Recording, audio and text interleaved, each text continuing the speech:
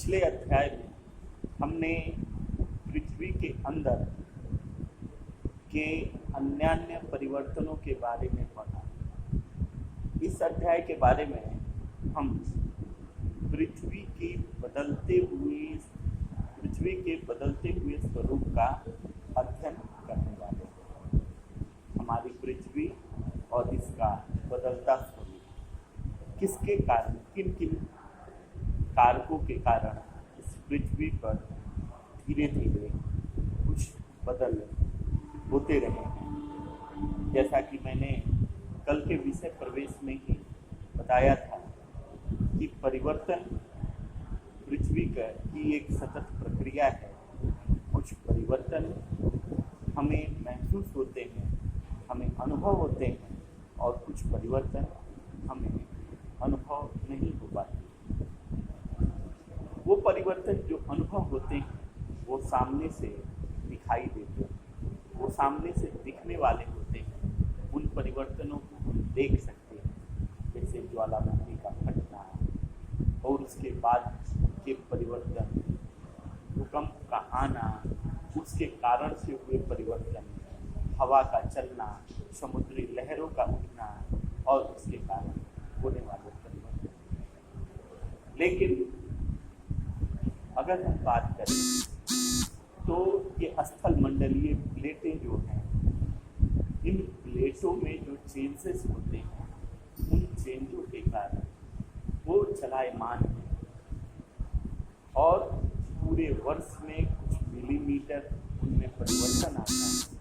वो परिवर्तन इतना धीरे होता है, इतना उसकी गति इतनी कम होती है कि उन परिवर्तनों को हम महसूस नहीं कर पाते। आज हम विस्तार से उन्हीं परिवर्तनों के बारे में अध्ययन करने वाले हैं। तो ये जो स्थल मंडलीय प्लेटें हैं, हम जानते हैं कि यह जो हमारा स्थल मंडल है, ये स्थल मंडल, ये सारा स्थल मंडल है। और इस स्थल मंडल पे, ये जो स्थल मंडल है, ये सारे स्थल मंडल पे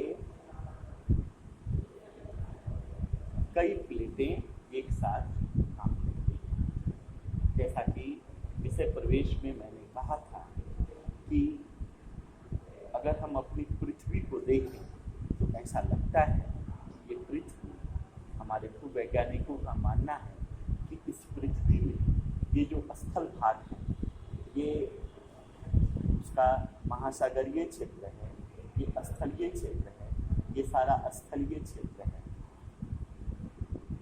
ये स्थलीय क्षेत्र है, ये स्थलीय क्षेत्र है, और बीच में ये महासागरीय क्षेत्र है। इनका अध्ययन करते हैं तो हमको लगता है कि फ्लैट रूप में अगर हम देखते हैं तो ये अपना स्थलीय क्षेत्र है। कहते हैं कि लाखों वर्षों पहले ये जो बीच बीच में ये सागर है, कहते हैं कि लाखों वर्षों पहले ये सागर बीच में नहीं थे। ये बीच में जो हरे रंग का चारों तरफ आप महासागरीय क्षेत्र देखते हैं, महासागरीय जो भाग वो नहीं था।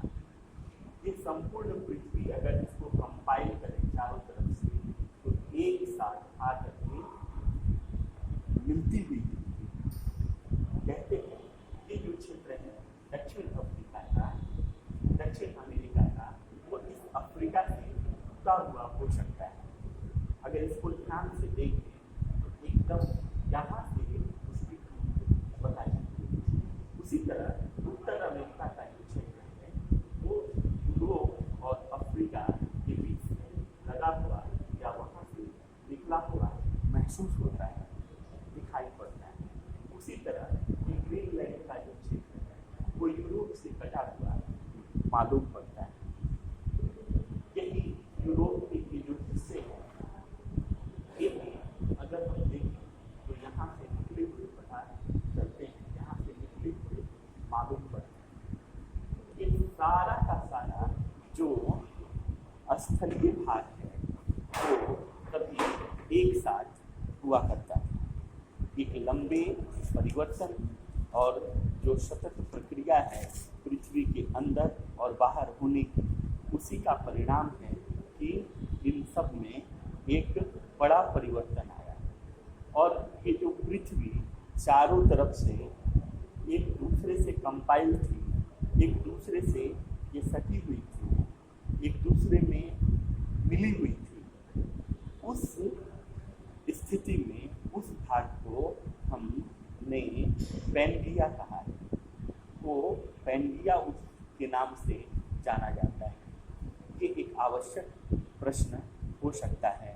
पैनगिया कहते हैं कि पृथ्वी के आंतरिक भाग में जो कुछ क्रियाशील बल काम करते थे, उन क्रियाशील इसके अंदर, पृथ्वी के अंदर जो क्रियाशील बल काम करते थे, उसी बलों के कारण इस पृथ्वी में, इसके बाहरी क्षेत्र में एक टूट पैदा हुई। और इसके कारण ये जो पैनगिया था, ये चारों तरफ से निकला हुआ ये जो क्षेत्र था निकला हुआ, इसमें से उस पैनगिया में जो सटा हुआ था, उस पैनगिया में एक टूट पैदा हुई और महाद्वीपीय विस्थापन हो गया और ये पृथ्वी चारों तरफ बिखर गई। जो एक साथ पैनगिया के रूप में थी, वो पृथ्वी अलग अलग हिस्सों में विभाजित हो गई। इस पैनगिया के टूटन को हम महासागरीय विस्थापन के नाम से जानते हैं। और इस महासागरीय विस्थापन का सिद्धांत जर्मनी के विज्ञानी अल्फ्रेड वेगनेर ने दिया था। अल्फ्रेड वेगनेर ने इस पैनगिया के टूटन को सबसे पहले प्रतिपादित किया और स्थल मंडलीय प्लेटों के सिद्धांत के नाम से उस पैनगिया के टूटन को, जो जर्मन वैज्ञानिक अल्फ्रेड वेगनेर ने दिया था, उसको स्थल मंडलीय प्लेटों के सिद्धांत के नाम से भी हम जानते हैं।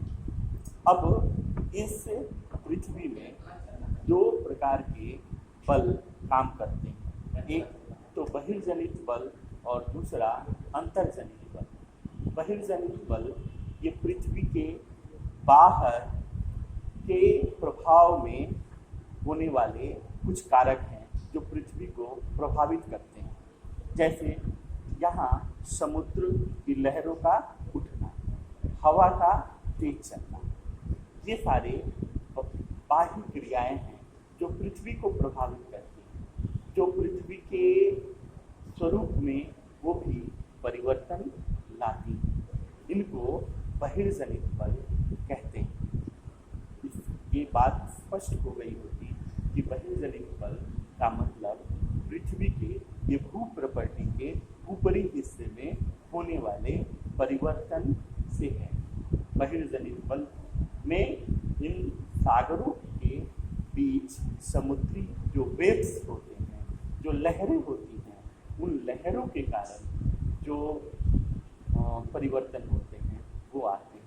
ये जो तूफान आता है, ये जो साइक्लोन्स आते हैं, इन साइक्लोन्स को भी हम साइक्लोन्स, सुपर साइक्लोन्स हम आजकल बराबर देखने को मिलते हैं। ये हमारे पृथ्वी के बहिर्जनित बल के रूप में हमको देखने को मिलते हैं। उसी प्रकार अंतर्जनित बल का आशय है पृथ्वी के अंदर की कुछ ऐसी क्रियाएं होती हैं जिनके कारण ये पृथ्वी के बाहरी स्वरूप में भी परिवर्तन होता है।